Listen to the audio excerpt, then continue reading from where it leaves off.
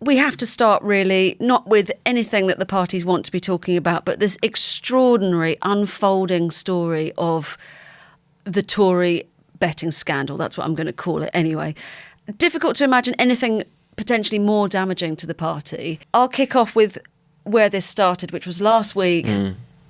Former MP, now candidate for Montgomeryshire, Craig Williams, close aide to the Prime Minister. It emerged that he'd placed a £100 bet in the run-up to Rishi Sunak's announcement of the election, saying that there's going to be election. It's got much bigger today. Freddie, what's been happening over the last 24 hours or so that's changing this? So this, you're right, this started as quite a small story. It was embarrassing and people thought that would be the end of it. And then it's grown into this broader scandal because it seems there was a bit of a gambling ring in number 10. I don't know if we can say number 10, but... No, yeah. not in number 10, in the Conservative Party maybe. You had one of Rishi Sunak's police protection officers. He's been arrested by the police and suspended, so that suggests it's a very serious incident. We don't know obviously what's happened there specifically. And then outside the police we've got two other people close politically to Sunak now. Yes, we've got another candidate called Laura Saunders in Bristol North West who is married to Tony Lee, the Conservatives director of campaigning in CCHQ. So she is now under investigation by the Gambling Commission, which is essentially the gambling regulator. So it seems as if they also place bets on whether there'll be election or not. I mean, it's just ridiculous. I don't think anyone saw this coming. We already had enough scandals, enough gaffes, enough infighting, disunity and chaos on the Tory campaign. And this sums it up. People will be extremely annoyed and CCHQ will be extremely annoyed because it just shows that they were treating this all as a game. They're gambling on the future of the nation. It's remarkable. But it's been unravelling, hasn't it? Because the BBC broke the news that Laura Saunders was indeed married to Tony Lee. And then much, much later this morning, it now emerges that Tony Lee, indeed himself, is also being investigated by the Gambling Commission. And he stood down from the campaign yesterday. He's taken a leave of absence for the last 2 weeks of the campaign. Fortunately, the Conservative campaign is going so smoothly that not having their campaign director in place won't be an issue. You could flip that round and say it's up for debate how much his might help. effort has helped, possibly. Who knows at this point? Also, one of the last things he seemed to have signed off is an ad telling voters don't gamble with Labour, which again is just too on the nose. If you were a satirist at the moment, you'd just be like, oh, I mean, guys, what am I meant to be doing with this? You're doing it all yourself. But there's also been reports that the odds on when the election would be did narrow just before Rishi Sunak called it, and that Morgan McSweeney in the Labour camp kind of was watching those very closely because obviously Labour wanted to know when the election was going to be called. So now it's possible, we don't have details yet, but it's possible that there might be more stories like this coming out. There's allegations that they're bets, aren't they? They're being investigated, but it certainly looks that way. But we don't have any idea of how much or when, I believe, at the moment. No, but the big questions here is how big this becomes. Yeah. I think it does actually have the potential to become a campaign-defining scandal, in part because it's just so ridiculous. I think people will find it so offensive that they were placing these bets. And as you say, we don't know how many more people will come out. Well, exactly. I mean, the Tories have said, haven't they, that a small number of people are being looked into by the Gambling Commission. We don't know whether the people that we know about already, that is it in entirety, that is a small number, or whether there's more. Yeah, so currently it's 4, and we don't know if a small number refers to those 4 or more than 4. Obviously, the Conservatives are saying it's being investigated, therefore they can't comment. But we've got this big question time. It's deeply disappointing. He says it's deeply disappointing. We've got the big question time, not really debate session, I guess you'd say, tonight. And I would be absolutely astonished if this didn't come up. I mean, both Labour and the Liberal Democrats have called for Laura Saunders to be suspended. And it's quite striking that Craig Williams has still not been suspended either. Does that reflect badly on the Conservatives? Well, now that the candidates are selected, sure, there's nothing you can do. They would be in a similar state to Labour in the Rochdale by-election, where Well, so be it, you've though, got your you could argue. candidate. Yeah, I mean, it's obviously not. They're not going to. The Conservatives are not going to win that seat anyway. It's the seat it's currently held by Darren Jones, a Labour frontbencher.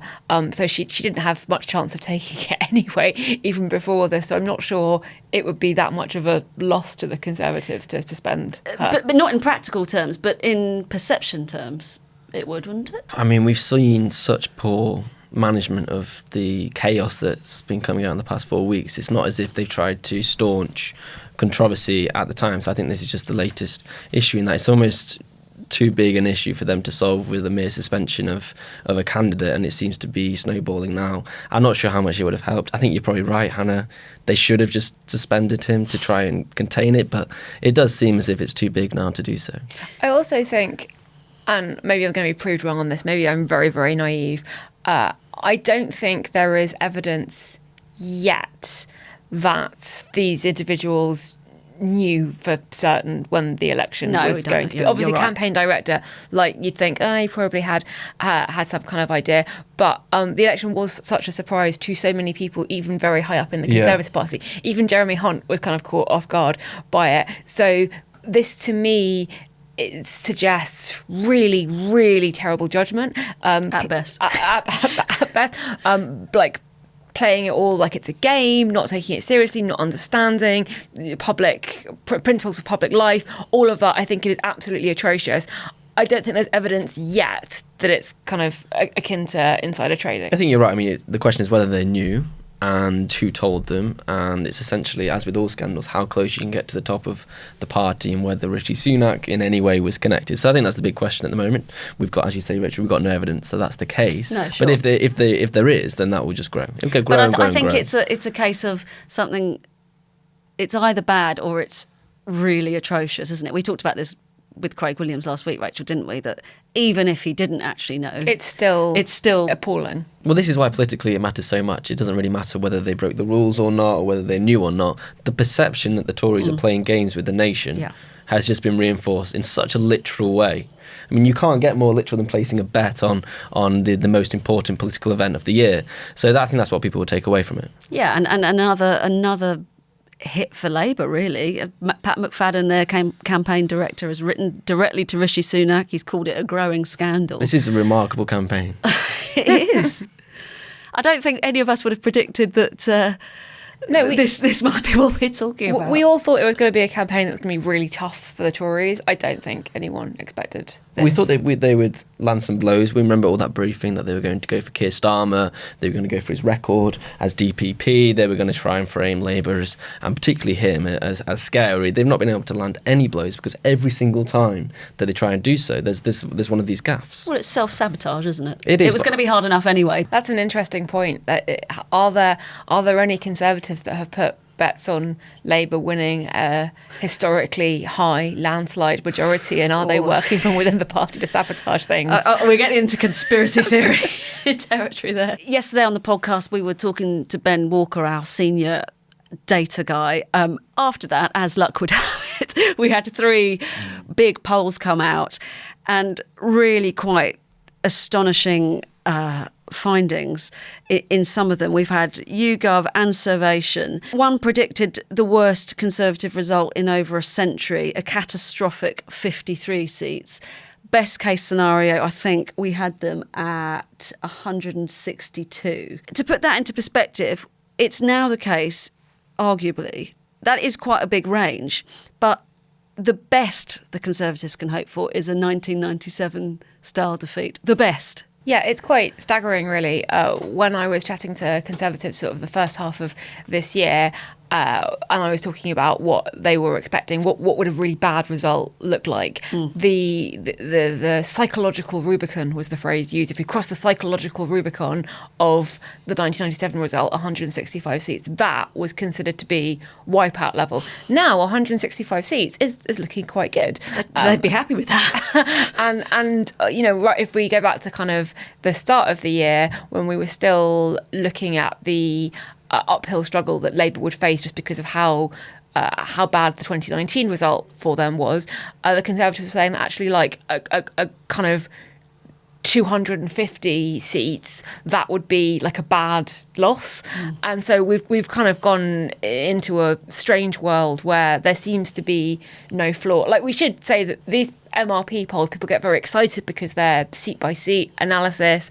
There are all kinds of caveats that the pollsters will say. One of them does point out that 200 of the seats are kind of too close to call, and there are lots of ways in which they're kind of trying to measure the don't know support, trying to measure the turnout. So just because it's seat by seat doesn't mean they're necessarily more accurate than the other polls that we've been seeing, but they're still pretty staggering. Yeah, and that one that said the 200 seats were really, really close, that was the absolute killer one, which saw the Tories on 53, including Rishi Sunak lose his seat potentially. Yeah, which would be huge. But you're right, we need to focus on the range here. We've got 3 separate polls that go from 50 to 150 essentially. And that's in part because we've got many more marginals, and it also means that a smaller increase in the Labour swing will have a huge effect on their majority. So you sort of go from Tory extinction to 97. So that makes a big difference. The other thing that I think is really interesting about the polls is how it impacts the campaign. It's very interesting that Rishi Sunak has retreated, and when he retreated to safe seats essentially, and the Times did some good analysis this week saying that the average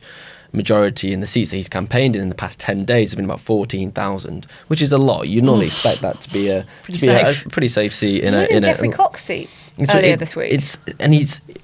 He's doing that because he wants to spend more time and shore up those seats that he can get. The other way in which I think it affects the campaign itself, and that's why these are important, because essentially we've got to remember that they're just trying to predict what's going to happen. We should really just wait for the polling day, and then we'll find out at 10 o'clock what's going to happen. But anyway. Do you want my tiny bit of irony that we could see on July 5th? So Rishi Sunak's seat is not one of the ones that the Tories are down to lose, but is one possibly that is vulnerable. The satirical candidate, Count Binface, the successor to Lord Buckethead, is running and choosing to run in Rishi Sunak's constituency. And obviously, like, people who want a protest vote might be tempted to vote for him. I think it would be really interesting if the Labour candidate loses out in Rishi Sunak's constituency because Count Binface siphoned off the anti-Tory votes. Like, how would that not be this like amazing metaphor for this election if on July 5th Rishi Sunak keeps his seat because of an intergalactic space warrior? Stand down. Stranger things have happened. Stand down now. I mean, the other thing that's interesting about these polls, like that size of defeat, whether it's 50 seats or 150 they end up with, we're going to lose so many big beasts from the Conservative Party, and the impact that might have on who we see as the next leader of the Tories. Yeah, completely. I mean, people like Penny Mordaunt might lose their seats. Grant Shapps is probably definitely going to lose his. Tom Tugendhat's name keeps coming up at the moment just because, or partly because, he's got such a safe seat, so people think he's going to win. And obviously those on the left of the party, the One Nation side, need to be able to coalesce around someone who actually has a seat. But we don't know. I mean, we just spoken about this range. And people are trying to predict what's going to happen in the leadership election from these MRPs. I would say it's too early to do so. There's not much point, because if it's 50 to 150, that's going to change completely who's that electorate. And the other thing that people keep doing is predicting that the One Nationers are probably going to retain their seats more so than those on the right of the party, which they think means that it's going to result in a One Nation leader. Well, I think you've had a One Nation majority in the Tory party for the past 4 years, and you've got Rishi Sunak, who's very much on the right of the party, and Liz Truss. He was when he started anyway. Yeah. And then also Liz Truss. So you've also got to remember that the membership, unless they change the rules, will have a big say. So I think it's too early for us to make strong judgments about what's going to happen in the post-election leadership contest. So you think talk of basically Kemi Badenoch being pretty much the last woman standing is overblown? Yeah, completely. We don't know. We don't know who's going to be there. We don't know how the MPs are going to react to the result. It's all about the narrative about why they lost and how they react. There's a question over whether they think, okay, well, we're going to be out for 10 years, therefore let's just double down on some of our hobby horses. How on earth are they going to counter Farage? I think what you're also going to see, and we've already seen this phenomenon come to the fore a little bit this week, is leadership candidates are going to be asked, do you want Nigel Farage in the party or not? James Cleverly has said no. Suella Braverman said yes, so has Priti Patel. That will become a similar mechanism that we're seeing in the Republican Party, where Republicans are put into two different camps based on whether they support Trump or not.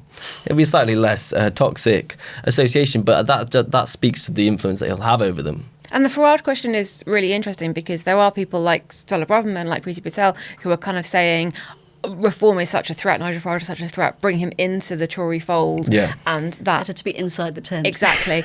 But there are also Conservatives, and I would say actually probably a majority of local associations that look at Farage and go, hang on, this guy has literally said that his ambition is to destroy the Conservative Party. Yeah. He's not a Conservative. He hasn't been a Conservative for decades. He's actively trying to destroy the party. We can't let him in. And I think that battle is going to be really interesting. So I do think that narrative has changed slightly from when the leadership moved from Richard Tice to Nigel Farage. I think Tice was much more, let's demolish the party at large. Nigel Farage, he does say that. He has said definitely. It. But he also says, I've got lots of friends in the Conservative Party, I'm talking to them every day, maybe we'll do a deal. He's trying to play it both ways, exactly. isn't he? I mean, the other interesting thing about the polls, Rachel, and we touched on this yesterday as well, is that Labour maintain their lead, but there's dips in both main parties. And John Curtis, polling guru that he is, has pointed out that with a combined percentage of 62%, that's 41% to Labour, 21% to the Conservatives, that would be a record low combined vote for the two main parties. Well, one of the consequences of this election result being a foregone conclusion is a lot of people who don't want a Conservative government, who might have voted Labour, now are not going to bother. They're either going to vote for the Greens, the Lib Dems, SNP, reform, or they're just not going to vote at all. They're not going to bother. And the sense of sort of voter apathy is going to be really strong. We could end up in like, I call it the banter outcome, although it wouldn't be a banter outcome, it'd be pretty serious, if Labour have this landslide majority, but with fewer votes in absolute terms than they got in 2017, which is kind of going to be quite big. The Lib Dems could end up with 50 seats, 60 seats, like close to the Tories, but on a relatively low vote share. Reform could end up with 1 seat on a relatively high vote share. Would you then get Reform and the Liberal Democrats, who up until this point were pushing voter reform and proportional representation, would they be working together, or would the Lib Dems suddenly go very quiet on that? Would the Conservatives start pushing? Would Labour go quiet on it? I mean, Turkey's voting for Christmas, isn't it? You've just been delivered the biggest majority ever. Well, I don't think... And they've been quiet on it for years. I don't think proportional representation is going to be high on Starmer's agenda at all, but it does raise sort of interesting questions. It also means that the support for Labour, which we've talked about on this before, very broad, but potentially quite shallow. So in 5 years' time, like incredibly well distributed, very efficiently distributed, but in 5 years' time, a small drop in Labour support could amount to a really high loss of seats. And this is the silver lining for all Tory MPs who listen to this podcast, is that they could turn it around. Now, what the two parties wanted to be talking about today was housing. It hasn't really cut through, but essentially Conservatives, their headliner is that their promise to abolish stamp duty on most houses for first-time buyers, so up to £425,000. Labour haven't match that, and so the Tories are going at them, and Labour more so looking at improving renters' rights, improving the housing stock.